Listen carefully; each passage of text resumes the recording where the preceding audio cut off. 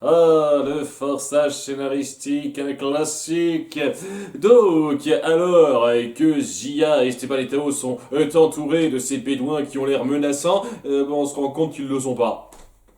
Il y a un truc un peu bizarre par rapport à cela qui me turlupine un petit peu, on verra ça au fur et à mesure, mais voilà, il y a le garçon qui s'appelle Nadim, si je me souviens bien de son nom, qui leur dit ah, elle avait ça sur elle, ce médaillon, tout le monde réagit un petit peu, ouh, et tout d'un coup, là, il y a le chef des Bédouins, j'ai l'impression, et qui lui dit ah, c'est pas bien de voler, on vous rend ça, nous sommes désolés, c'est une méprise, ils peuvent repartir sans problème, donc l'espèce de grand suspense qu'ils ont fait à nouveau, hein, c'était de la grosse poudre aux yeux, hein, ça change d'habitude, dites-moi. Et donc ils sont prêts à repartir, tandis que le chef des Bédouins dit à Nadim de les suivre discrètement.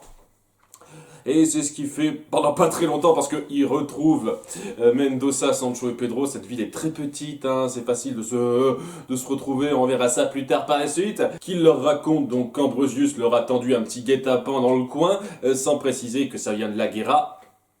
Et donc ils sont un peu plus sur le qui-vive et c'est là que ouah, grande surprise, Pedro se montre assez utile dans cet épisode parce qu'il remarque l'ombre de Nadim qui les espionne, et il le surprend par surprise et grâce à ça, il est un petit peu déjoué devant tout le monde, il se voit un petit peu forcé de les conduire là où ils veulent aller, chez l'antiquaire, parce que bien entendu que lui il le savait, contrairement à peu près toutes les autres personnes à qui ils ont demandé ça. Parce que ouais, l'antiquaire, ouais, quelque chose, excusez-moi, je n'ai toujours rien à foutre de son nom, c'est pas quelqu'un de particulièrement secret ou quoi que ce soit, mais personne savait où il habitait, mais lui si. Voilà, ah, donc ça tombe bien ce truc-là. Et donc là, ils sont conduits à l'antiquaire, où ils vont devoir faire un petit peu gaffe, parce que voilà, maintenant ils savent que Ambrosius a un petit peu prévu qu'il se fasse capturer, donc ils font un peu plus gaffe aux gardes qu'il y a dans le coin. Et alors, il y avait un très bon début où ils repèrent les gardes un par un, ils disent ah, il y en a un là, deux ici, ouh, et ils prévoient une espèce de petit plan pour s'en débarrasser. Le petit plan est c'est pas qu'il est affreux ou quoi que ce soit, c'est qu'il est très grossier en fait. Et ils se mettent deux par deux pour se charger de chaque petit groupe, hein, parce qu'il y a trois mini-groupes de soldats, hein, un, deux quoi. Et ok, ils se font avoir, il y a un enfant qui distrait l'attention d'un soldat et un adulte qui l'assomme. Ok, c'est bien. Personne remarque ça. Ça fait tilter personne. Oh, il y a des gens qui assomment des soldats dans la rue. On va pas crier à l'alerte ou quoi que ce soit. Non, non, que je veux dire, ils font pas ça dans un coin isolé de la ville ou quoi que ce soit. C'est la pleine vue de tous. Mais personne réagit. Ok. Que vous voulez, hein je trouve ça très con, personnellement. On apprend aussi rapidement que Ziga a le don de charmer les serpents aussi. Elle peut charmer tous les animaux. Hein. C'est histoire de te dire, un petit détail. Et donc voilà, pendant tout ce temps, on voit Ambrosius qui s'est rendu chez l'antiquaire, avec qui il a un léger passé. Et je dis bien léger, c'est ça que je vais trouver un petit peu bizarre par la suite. C'est que voilà, l'antiquaire a rencontré notre petit trio, hein, lui, Athanaos et la Guerra il y a très longtemps. Et il en parle comme si c'était ah, les bons vieux souvenirs. Vous vous souvenez de ces, quand vous êtes venu la première fois que je vous ai indiqué où aller trouver le temple mémoire à Patala, c'est-à-dire ça date cette merde, hein. On est d'accord, et le mec il en parle comme si c'était genre un des plus grands souvenirs de sa vie ou je sais pas quoi. Oh, je me souviens, c'était tellement incroyable ce que vous avez fait. Alors c'est un petit peu forcé, surtout par la suite, mais c'est quand même pas mal du tout dans l'émotion que ça va faire passer un petit peu, parce qu'on a cette petite réminiscence d'Ambrosius et qui se rappelle un petit peu ses vieux souvenirs lorsqu'il était plus jeune avec ces deux-là. On a même un petit moment avec Isabella, hein, la Guerra, la fille de la Guerra, c'est comme ça qu'elle s'appelle, j'ai vu dans les commentaires, et qui a un petit sursaut quand Ambrosius dit que son père est mort, ça la mine encore ce truc-là. Mais une fois qu'Ambrosius a la carte qu'il est venu chercher, il dit à la Guerra, vas-y débarrasse-nous de ce type. Devant lui, genre à 3 mètres de lui, il dit vas-y, tue-le. Le mec pourrait se barrer facilement là, hein. Il pourrait facilement essayer de se barrer, hurler à l'aide ou quoi que ce soit, vas-y, tue-le. Et la Guerra se dit attendez, c'est pas un peu trop extrême, il nous a déjà aidé et tout. Oui, mais il pourrait donner des informations à mes ennemis. Ennemis dont j'ai besoin qu'ils sachent où se trouve la Cité d'Or parce que sans eux, je ne pourrais pas y avoir accès. Donc la logique m'échappe un petit peu, là, je vous le cache pas. Mais ouais, il y a un côté intéressant malgré ce truc super forcé. À nouveau, il y a beaucoup de forçage là-dedans. C'est que ça démontre à quel point Ambrosius est impitoyable et prêt à éliminer les personnes qui le gênent, même si ces personnes lui ont rien fait techniquement parlant. Et ça se dénotait aussi à la fin du deuxième épisode de la saison 2, où il était prêt à faire tuer le tavernier et son enfant, parce qu'il voulait pas qu'il parle. Et il y avait son petit bras droit de l'époque qu'on revoit plus depuis. Et je trouve ça dommage parce que voilà, on essayait de mettre en place quelque chose un petit peu autour de lui lorsqu'il a refusé de les exécuter en faisant croire qu'il les avait exécutés, mais en fait non, il avait tiré à côté. C'était intéressant ça. Et on a quelque chose d'un peu similaire avec la Guerra qui se dit ouais, il faut que je lui obéisse. Pour une raison qui m'échappe encore tout de suite, je vous le cache pas, mais il se dit ouais, je dois lui obéir, c'est lui que je dois suivre. Mais qui se dit attendez, je peux pas tuer un innocent comme ça, merde. C'est pas ce que je veux faire, c'est pas dans ma nature exacte. Donc il y a quelque chose d'assez fort là-dedans en termes de mentalité. C'est juste que les raisons d'Ambrosius sont super forcées. Ça c'est le gros problème, malheureusement.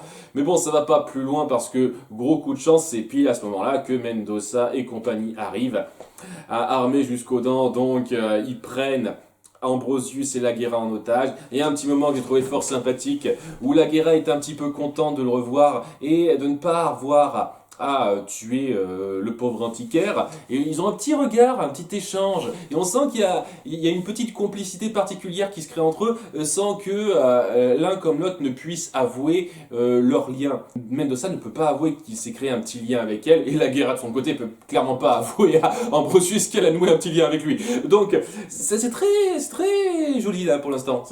C'est assez fin, ça passe bien je trouve. Il y avait un petit moment où Ambrosius essaye de dissuader l'antiquaire de lui faire du mal après. S'il vous plaît, essayez d'éviter de faire du mal à la fille.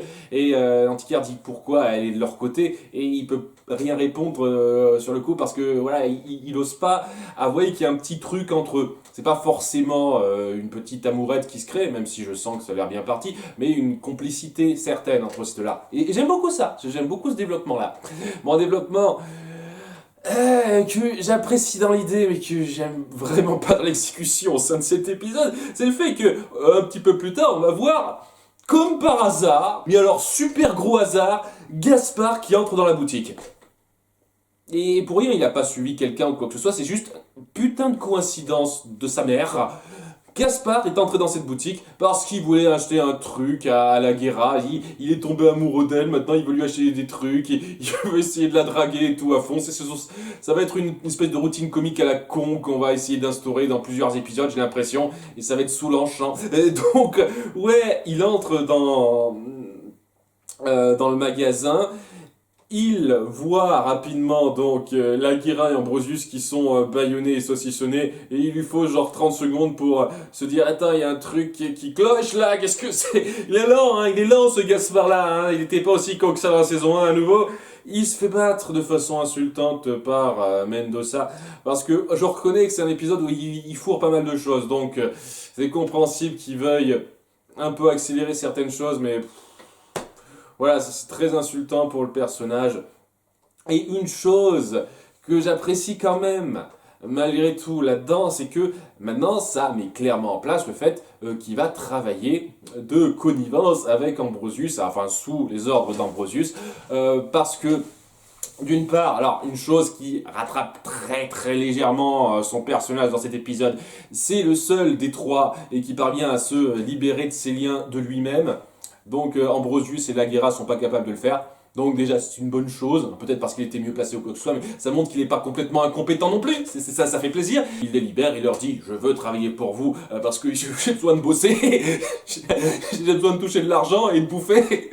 Ouais, ça ne dérangeait pas de dépenser des fortunes pour payer un cadeau à une femme qu'il connaît pas, avec laquelle s'il était un tant soit peu, qu'il avait un tant soit peu de cervelle, il se rendrait compte qu'il n'aurait aucune chance, mais ouais, il a quand même besoin de bosser et surtout il déteste Mendoza lui aussi, donc il se retrouve un peu là-dedans, et Ambrosius se dit ok, t'es embauché. Alors, c'était pas mal ça, ce moment où il se libère et plaide sa cause en faveur d'Ambrosius, qui est super énervé de se faire déjouer par Mendoza, était pas mal. Et donc, ouais, ça mettra en place maintenant une nouvelle dynamique de trio au sein de nos méchants, avec la Guerra qui risque à tout moment de changer son fusil d'épaule, clairement, et Gaspard qui va la draguer, ça va être chiant cette partie-là, je sens, et peut-être une dynamique sympathique entre Gaspard et Ambrosius, comme on a pu l'entreapercevoir légèrement dans le premier arc de cette saison 3. Donc, il y a pas mal de choses qui promettent par rapport à ça. C'est juste que c'était amené, mais avec le cul, je trouve. Je veux dire, comme par hasard, il est là, il se fait avoir bêtement. On met en place les choses de façon tellement forcée que ça perd du poids, et c'est un peu le problème. Enfin bon, l'antiquaire finit par donner à nos héros l'endroit où ils doivent se rendre ensuite, qui s'appelle la Zagurat d'Akkad. Si je prononce ça bien, vous m'excuserez, c'est pas un terme que j'emploie souvent, je vous le cache pas. Et donc, ça correspond donc à la montagne de la lune, je me souviens bien du nom, et ouais, une Zagurat, c'est une sorte de pyramide un peu particulière du coin. Et donc c'est là qu'ils doivent se rendre, c'est un peu plus loin en Mésopotamie, etc. Seulement, voilà, il y a un petit souci par rapport à ça, c'est que maintenant tout le coin est bien gardé. Et pas juste un soldat qui traîne ci et là et qu'on peut avoir facilement à la vue de tous sans problème. Non, non, il y a des petites garnisons de 5-6 soldats éparpillés un peu partout. Et donc là, c'est beaucoup plus compliqué à combattre ça. Hein. C'est clair et net que s'ils avaient fait ça dès le début, ils ne seraient pas allés très loin, hein, Mendoza et compagnie. Mais bon. Donc, Mendoza se dit que c'est ce moment-là. C'est à ce moment-là qu'il faut se séparer et laisser les enfants partir, tandis que feront diversion. Et à nouveau, Sancho et Pedro ne font pas les guignols à ce moment-là. C'est assez étonnant. Je vous cache pas que c'est assez étonnant dans cet épisode de voir Sancho et Pedro, surtout Pedro, être aussi compétents et aussi peu guignolesques. Ils le sont un petit peu, mais vraiment, si vous m'avez servi des Sancho et Pedro de cet acabit-là durant toute la série, je vous jure, je les aurais appréciés. Hein. Parce que sérieusement, je les ai trouvés totalement tolérables et même légèrement appréciables dans cette représentation, dans cet épisode. Et ouais, il y a quelques moments, à nouveau dans cette saison 3, où on sent que ils ont quand même un petit peu tenu compte des critiques par rapport à Sancho et Pedro. Ils se sont dit, ok, on va essayer d'aller un petit peu plus loin que cette espèce de truc de guignol débile qu'on a fait pour eux dans la saison 2. Et ça les rend déjà beaucoup plus tolérables, et même dans un épisode comme celui-là, supérieur à ceux de la saison 1. Et c'est pour ça que ça fait super bizarre. Surtout après m'être plaint à ce point de Sancho et Pedro dans la saison 2, parce qu'ils sont affligeants dans la saison 2. Ici, ils ont encore des moments affligeants, mais ils ont quand même quelques moments très, très bien foutus pour les rattraper. Ça les rend pas bien parce que globalement il y a quand même plus de moments affligeants et débiles autour d'eux. Mais punaise, c'est quand même pas rien ce que vous faites là. Donc je vous tire légèrement mon chapeau pour ça. Voilà, vous arrivez à rendre Sancho et Pedro acceptable. Et c'est un sacré exploit, je trouve. Quoi qu'il en soit, donc c'est là que Mendoza dit c'est l'heure de faire nos adieux. Les, on va les attirer, on va faire diversion, tandis que vous partez tous les trois sans nous. Il y a un moment un peu rapide malheureusement, mais oui, c'est un peu le problème, il se passe beaucoup de choses dans cet épisode et ça va trop vite, où Esteban se met à chialer de façon moyennement naturelle, et ça va super vite, et c'est ça le truc, je pense qu'il y aurait eu moyen d'améliorer l'émotion que ça fait ressentir en fourrant pas trop de trucs, en laissant certains moments émotion s'étendre un petit peu. Là, ça a pas beaucoup de poids parce que voilà, ça va un peu trop vite cette scène où Esteban est triste de laisser Mendoza comme ça. C'est pas des grandes scènes d'adieu. Et le truc, c'est que alors peut-être que c'est moi qui me fais avoir, mais j'ai le sentiment qu'ils veulent vraiment faire en sorte que notre groupe se sépare pour un petit moment. Il y a Mendoza qui dit rendez-vous à Barcelone, on se retrouvera là-bas. On verra plus tard Esteban et compagnie qui s'envoleront du coin à bord de leur grand Condor. Tandis qu'en plus, c'est Ambrosius et compagnie pourront les suivre grâce à la boussole. Et il y a un truc un petit peu bizarre que j'ai pas très bien saisi. Et à la toute fin de l'épisode, il y a Ambrosius qui dit on va pouvoir les suivre, et c'est grâce à toi, la guerre. pourquoi spécialement, j'ai pas bien compris ça. Bien entendu, tu pourras les suivre à bord de ta nef, Ambrosius, vu que t'as la boussole. Qui pas compris cette réplique. Enfin bon, d'un côté donc on a Esteban, Taosia qui partent direction la Zagurat d'Akkad, excusez-moi à nouveau si je prononce mal, tandis que Mendoza, Sancho et Pedro foncent dans le tas, et c'est ce qu'ils font, ils foncent dans le tas, ils arrivent à en avoir 5, mais bon, quand ils se font coincer par 15 d'entre eux, ils se disent, bon, on est un petit peu foutus, hein, on va se faire capturer là, mais c'est là qu'ils se font sauver par des petits appareils volants, qui appartiennent donc au groupe de Bédouins qu'on a vu au début de cet épisode, et qui leur disent, enfin le chef leur dit que ils les ont aidés par pur désintérêt et qui vont les aider à regagner leur pays parce qu'il y a un bateau pas loin. Ils font un petit jeu de cache-cache où ils se mettent entre des dromadaires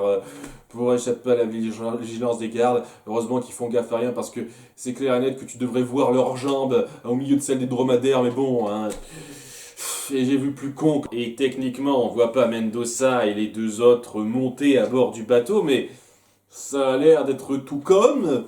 Donc ça semble vraiment partir sur le coup du notre groupe se sépare en deux.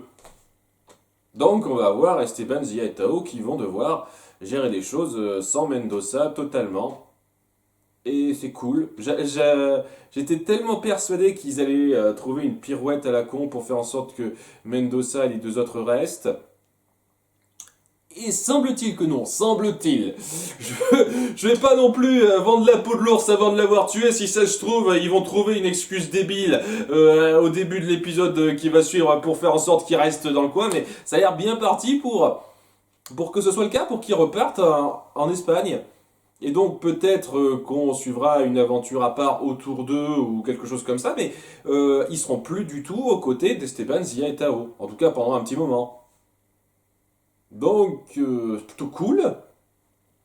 Si vous osez vraiment partir sur ça, ben, je vous tire mon chapeau, ce serait une bonne chose. Et honnêtement, ouais, cet épisode a énormément de bonnes idées, ça fait progresser les choses de façon très sympathique à de nombreux moments. Le truc, c'est qu'il y a pas mal de moments qui sont trop expédiés, selon moi. Et il y a des trucs qui sont tellement forcés, ne serait-ce que l'intervention de Gaspard. Tellement forcé, ça. Ça amène à des choses que j'apprécie, donc c'est un épisode que j'apprécie beaucoup, mais c'est ce genre de truc de forçage à la con qui m'empêche de vraiment trouver ça très bien ou quoi que ce soit, mais bien sans plus cet épisode à cause de ça. Alors que si vous aviez mieux mis les choses en scène, ça aurait pu être quelque chose de très fort, un très bon épisode. C'est pas le cas malheureusement, mais ça reste un bon épisode. Et je suis impatient de voir comment on va gérer certaines choses, le développement de la guerre par la suite, la dynamique de duo qui reprend entre Gaspard et Zarès. J'espère que Gaspard sera pas trop guignolesque, qu'on arrivera à le refaire comme il était dans la saison 1. C'est-à-dire que oui, il fait le guignol un petit peu contre sa volonté, un peu à ses dépens, mais c'est quand même quelqu'un d'assez compétent qui sait se battre et qui est une menace réelle, sérieuse. Et c'était pas non plus quelqu'un qui faisait le gland constamment. Donc j'espère que ça va être ce Gaspard-là qu'on va retrouver dans la fin de cette saison. Et si c'est le cas, ça peut promettre pas mal de choses. Une nouvelle dynamique de duo sympathique. Et ouais, les séparations entre Esteban et Mendoza, s'ils vont jusqu'au bout de l'idée, moi je les applaudirais. Je suis pas sûr à 100% qu'ils le fassent, même si ça a l'air bien parti pour, mais s'ils le font, bah bravo, hein, chapeau. Donc ouais, beaucoup de choses que j'aime beaucoup dans cet épisode, et si ça se poursuit comme ça peut être vraiment très sympa par la suite. A bientôt pour l'épisode 20, bye.